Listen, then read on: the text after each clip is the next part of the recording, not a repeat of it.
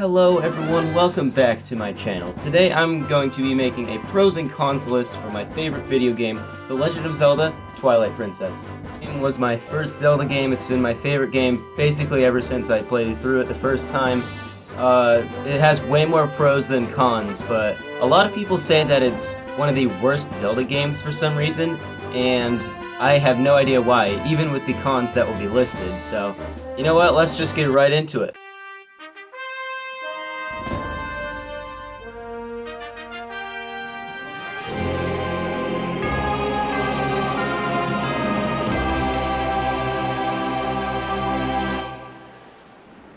Starting off with the pros, this game has legendary music, okay? It's got some amazing songs. So it's got stuff like the Ballad of Twilight, Hyrule Field, just the Twilight Realm, just the dungeon music. The dungeon music for the first few kind of sounds similar. It's like a remix of the same song. It's pretty cool. And then of course there's the Wolf Howling Stones, which have their own remixes of other songs from other Zelda games, which is absolutely cool. Although there is a really cool one of the Ballad of Twilight.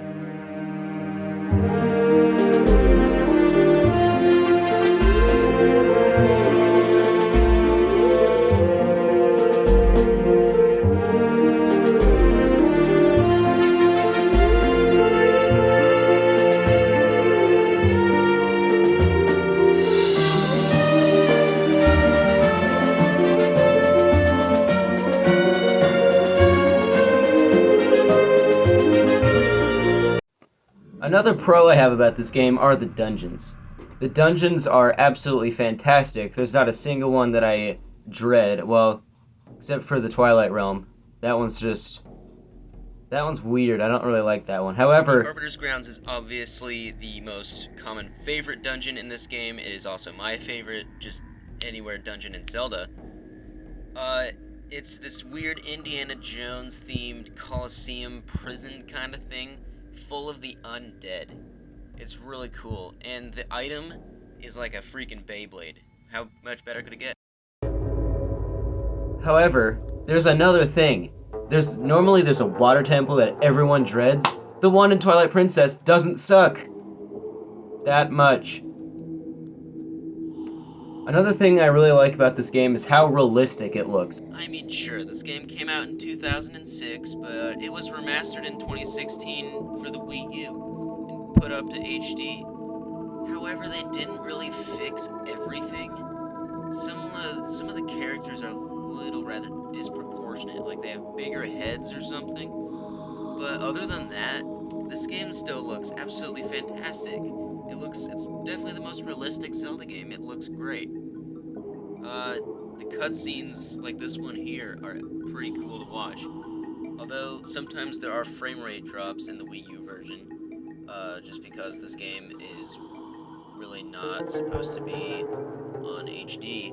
They should probably just redo the graphics or something, I don't know. Twilight Princess HD on the Switch when?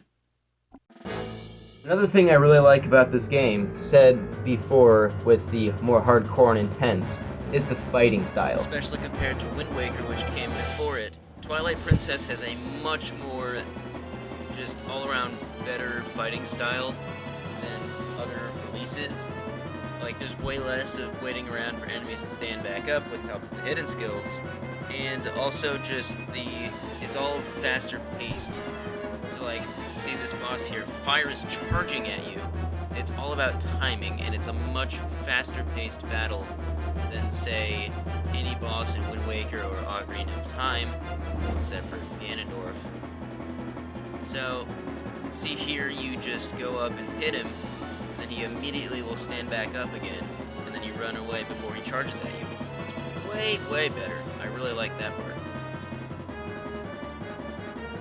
Fittingly, along with the fighting, the enemies are absolutely cool in this game. They're diverse, they're more realistic, some of them aren't even evil, but they just choose to fight for the winning side, which at the start of the game is obviously Zant/Ganon.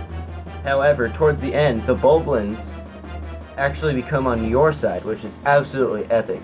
It's so cool. After you fight King Boblin for the 4th time throughout the game, which is something we'll get to later, Also, another mini-boss, Ook, you cure him from a parasite that was infecting his brain, and then he becomes on your side.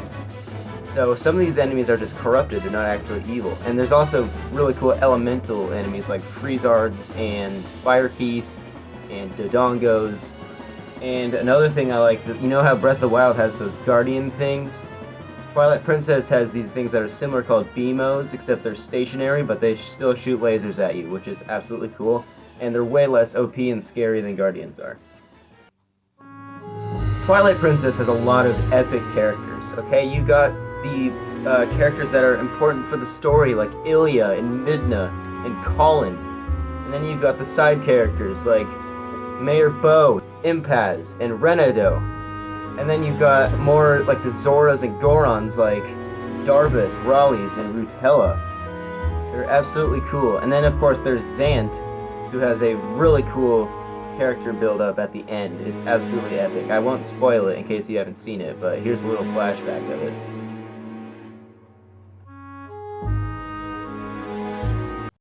One of the common complaints I've seen is that this game is quote-unquote ununique and is just a filler title.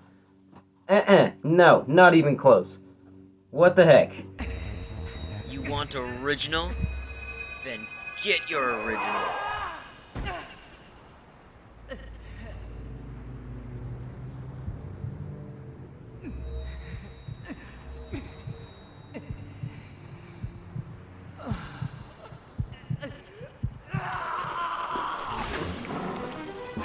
Tell me another Zelda game where that can happen to you in a blink of an eye, huh? I can wait.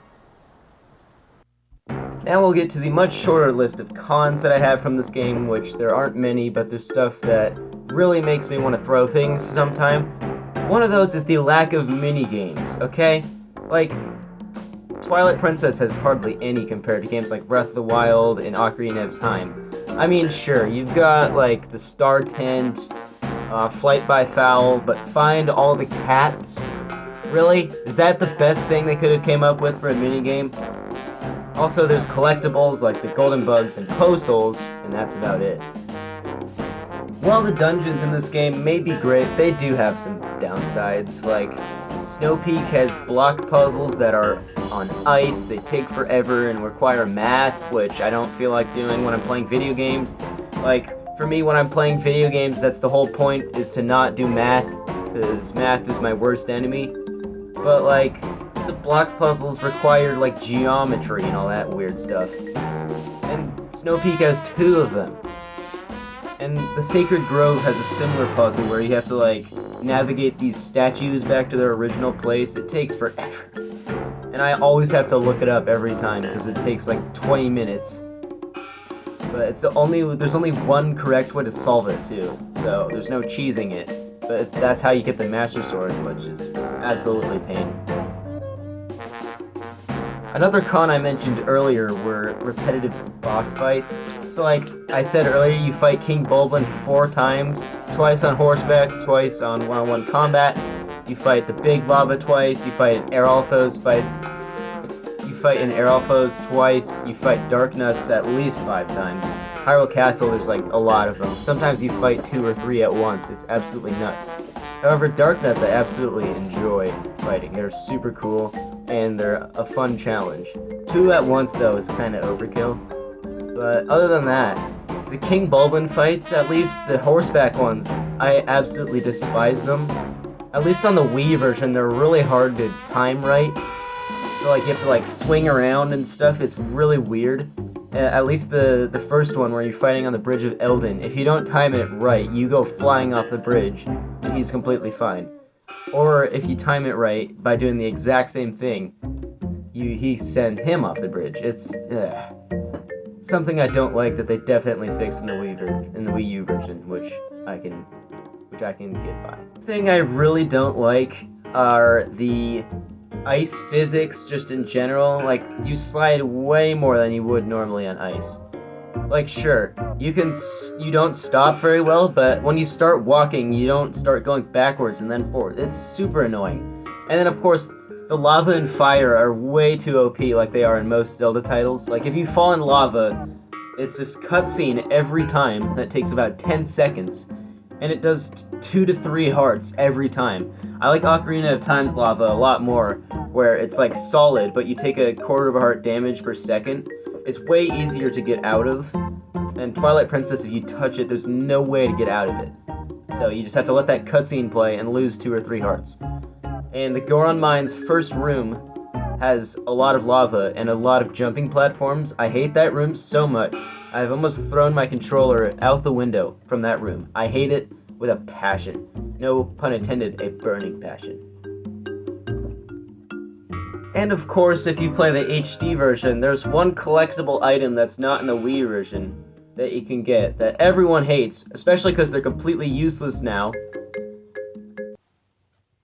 All the chests with the stinging stamps! Ugh! Give me something better, they're freaking useless now, they're for freaking Meavers! Ugh! Well guys, that is going to do it for today. I hope you enjoyed. This is a little different from what I normally do, but it was fun to make, so who cares? Anyways, that's gonna be all from me. See you next time. Farewell all.